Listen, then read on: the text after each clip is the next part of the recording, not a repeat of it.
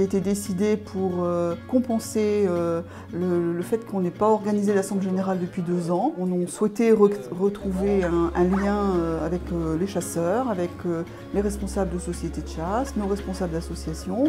Et on a pensé qu'une porte ouverte pouvait correspondre à ces retrouvailles. On a accueilli plus de 500 personnes, beaucoup de chasseurs, beaucoup de visiteurs intéressés par la chasse. Les responsables d'associations du département ont tous répondu présents et on les en remercie. Ils ont tous monté des stands, ils ont tous présenté leur mode de chasse. On avait aussi les races de chiens qui étaient bien représentées. Et là aussi, on les remercie d'être venus aussi nombreux.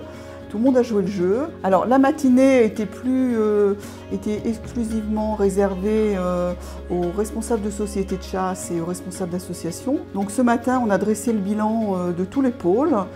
Pôle gibier d'eau, pôle grand gibier, pôle petit gibier.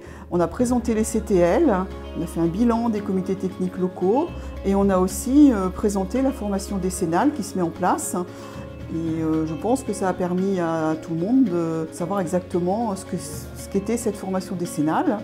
Et cet après-midi, on a également présenté la formation à l'examen du permis de chasser.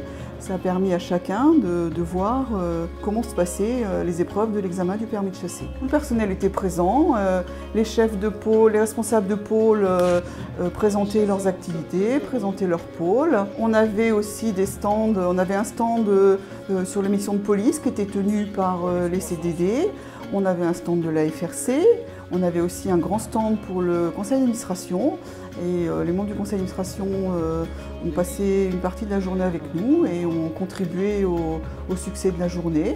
Le retour est bon et positif. Je pense que tous les présents sont satisfaits d'avoir participé et tous sont prêts à redémarrer l'année prochaine. Donc à voir comment on va gérer ça, ce qu'on pense au conseil d'administration, le président, et puis pourquoi pas l'année prochaine renouveler l'opération et peut-être associer plus largement les chasseurs avec une communication beaucoup plus étendue. Faisons découvrir au grand public, mais aussi aux chasseurs qui n'avaient jamais eu l'occasion de venir sur le site de la Fédération des chasseurs de la Manche.